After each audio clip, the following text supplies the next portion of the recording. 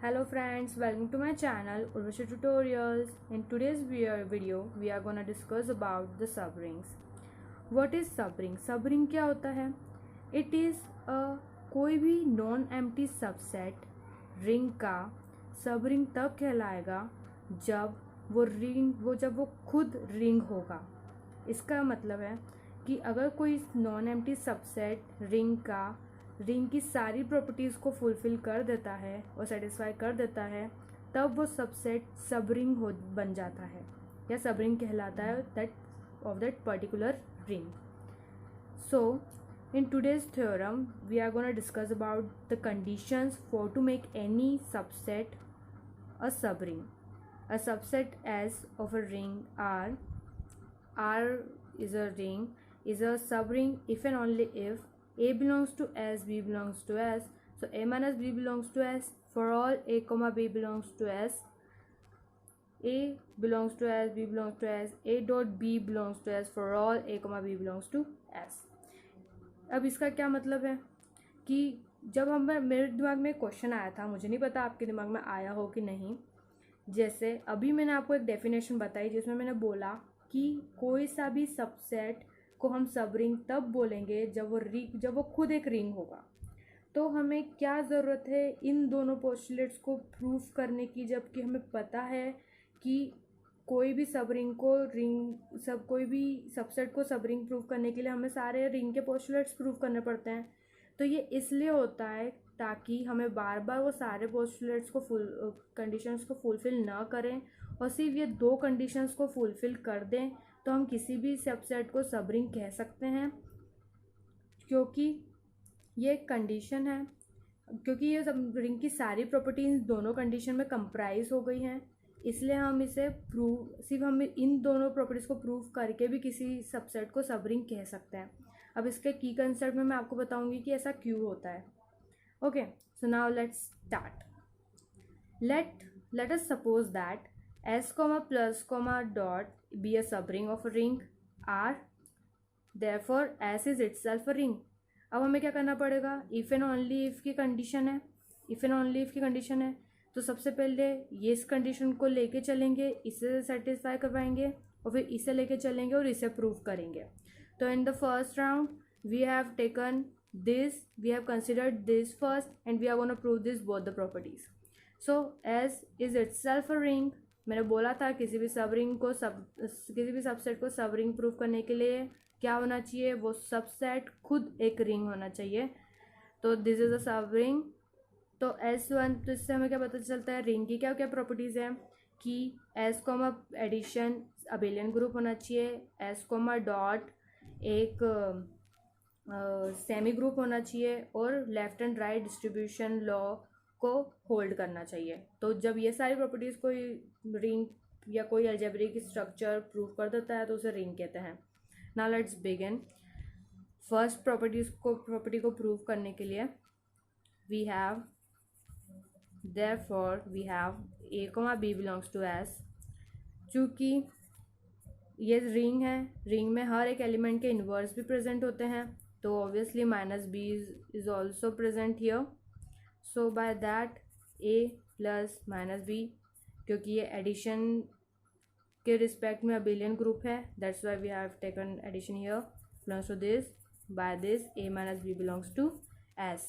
First condition is fulfilled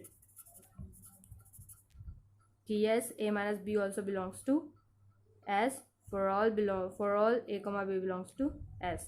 For the second condition, again S is a ring such that I have just told you A comma dot is a semi group,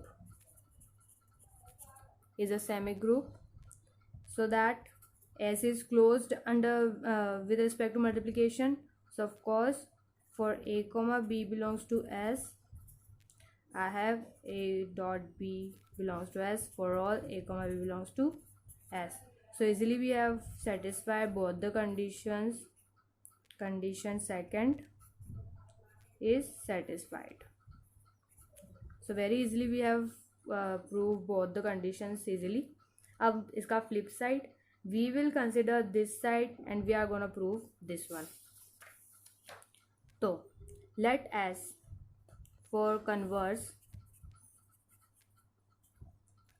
के लिए क्या करेंगे, let S be a non-empty subset of R. Then for to prove S is a subring, we have to prove S is a ring. Okay. So for R1 हमें पता है हमें R1 R2 R3 prove करना पड़ता है. So in condition 1, taking A equal to B, then we have, अगर ऐसा हो गया तो क्या करेंगे, A belongs to S, A belongs to S. So A minus A belongs to S. क्यों लगा है, क्योंकि हम इसकी फर्स्ट कंडीशन को लेके चल रहे हैं, जो कि मैंने जस्ट अभी बताई. ये वाली कंडीशन को अपन लेके चल रहे हैं तो हमने ये वाली कंडीशन ली है. तो A minus A belongs to S such that 0 belongs to S. This is nothing but additive identity. हमें सब कुछ याद होना चाहिए रिंग्स की properties. So as now again 0 belongs to S, A belongs to S, then 0 minus A belongs to S as well. So by this minus A, negative S, A also belongs to S. This is nothing but additive inverse. Second be done. अब thus therefore अगर A belongs to S है, my negative A also belongs to S, then there must be A comma minus B also belongs to S. So implies that A minus B also belongs to S, so that A plus B also belongs to S. That means it's a additive closure property. Now the next one, closure हो गई, ये तीनों हो गए.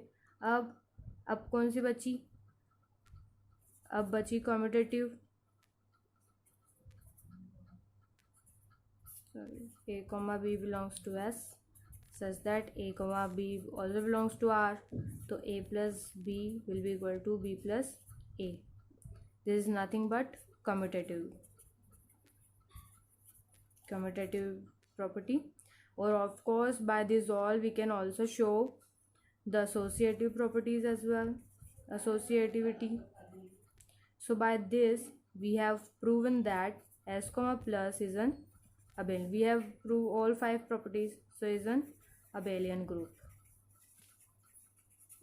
We have proved that R1. We have proved the R1. Now move to R2. R2 is nothing but by condition second क्या बोलता है, अगर A belongs to S, B belongs to S, then such that A B also belongs to S for all A comma B belongs to S. ये तो खुद S is closed with respect to multiplication हो गया. फिर second क्या prove करना होता है, इसका एसोसिएटिविटी. ऑब्वियसली अगर एसोसिएटिविटी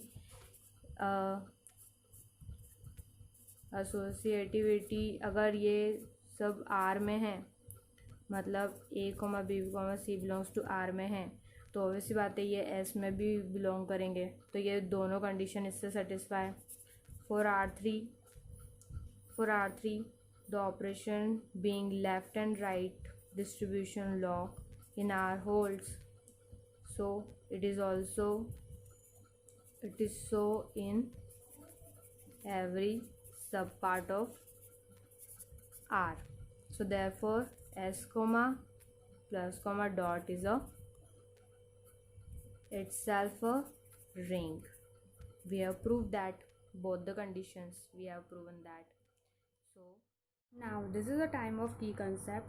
जैसे कि हमने प्रूफ में देखा कि ये दोनों कंडीशन से हम सारी रिंग की प्रॉपर्टीज़ को फुलफिल कर सकते हैं. For to prove any subset of a ring is a सब ring.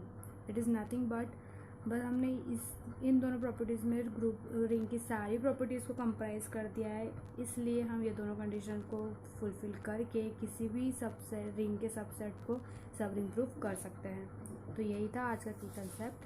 And addition to this I have also have something for you, that a concept which is the subset 0 and R, which are obviously a subring, are called an improper or a trivial subring of R.